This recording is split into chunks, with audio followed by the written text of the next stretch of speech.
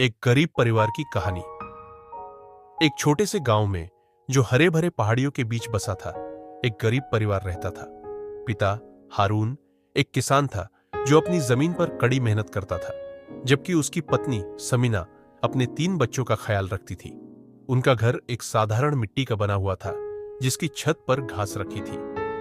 गरीबी के बावजूद उनका परिवार प्रेम और एकता के मजबूत रिश्ते से जुड़ा हुआ था।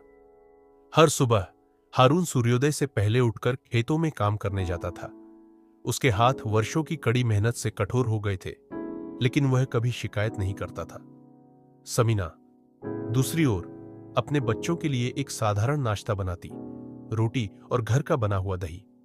बच्चे, 2 लड़के और एक लड़की, अपनी मां की मदद करते और फिर स्कूल जाने के लिए दौड़ते, एक बेहतर जीवन के सपने देखते हुए।